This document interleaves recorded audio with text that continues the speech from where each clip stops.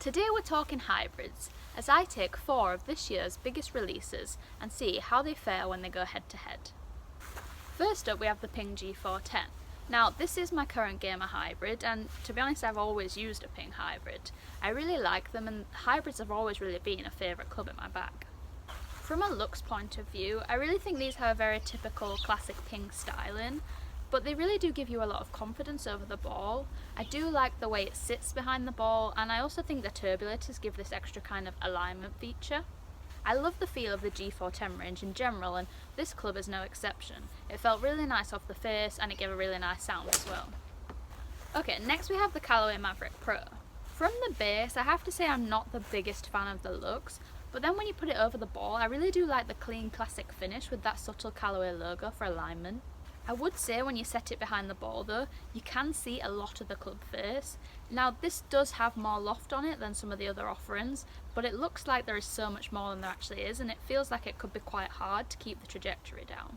In terms of feel, I really like the sound and the feel off the face, but I did struggle with this a bit initially because it is a bit shorter than some of the other hybrids. Next up we've got TaylorMade, and the sim range I have to say doesn't really look like anything else on the market, but in terms of aesthetics I think it's really nice, and I especially love the colourings they've picked this year. Now this sits really nicely behind the ball, but I would say if anything it looks a tiny little bit closed, but not really anything excessive. I would say this is the club in the range where you can notice the shaping of the twist face the most, which is really interesting. As with the rest of the sim range, this is a really great feeling club, and even though this is the only one out of the 4 hybrids that I haven't been custom fit for, I have to say the weighting and the overall balance feels really nice. Finally we've got the Titleist Ts2. Now I got fit into this over the 3 model just because I preferred the more rounded shaping. This club literally looks incredible from every angle. Sometimes I'm actually scared to take this out of my bag because I literally don't want to scratch it. Now I love a black gloss finish, and this oozes elegance. It's simple and pared back, but I love it. Now in terms of feel, this is definitely the heaviest out of the 4 I tested, and initially I was a bit worried about this, but I have quickly got used to it, and the strikes and the ball speeds feel really powerful of this, so I'm really interested to have a look at the numbers. So I've collected all my data now, and one thing it has definitely made me appreciate is just how much the cold weather affects your distances. I'd say across the board my numbers are a bit lower than usual, but it's consistent across the range, so it doesn't really matter. Now in terms of distance, the Ping and the Callaway were both within a yard of each other of being the shortest.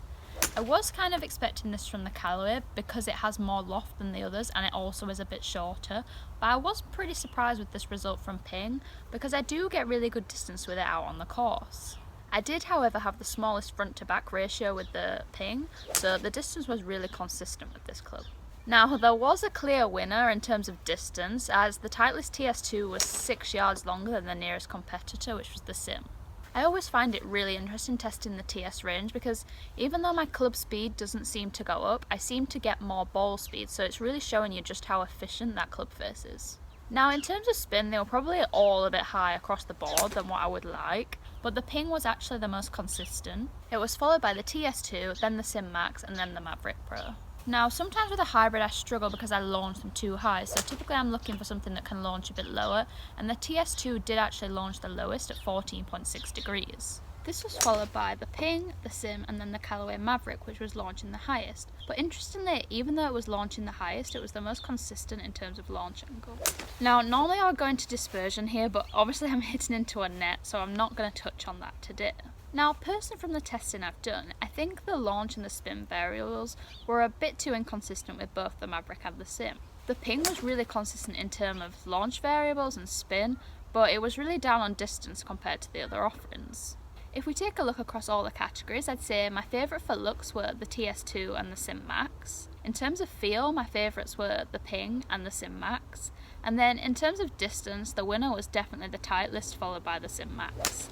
But then in terms of consistency for that kind of launch variables, the Ping and the Titleist were definitely the most consistent here. So if I take all the data in consideration, including the looks and the feel, I think the clear winner here is the Titleist Ts2.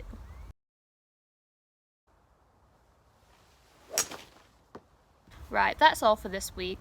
As always, if you have any questions, feel free to put them in the comments below.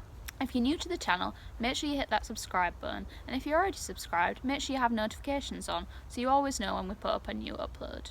Next week we've got a bumper edition of equipment reviews coming out, so make sure you keep our eye out on our channel at 8 PM every night for a new review. And if you're after more golf content, head over to the National Club Golfer social media channels for more.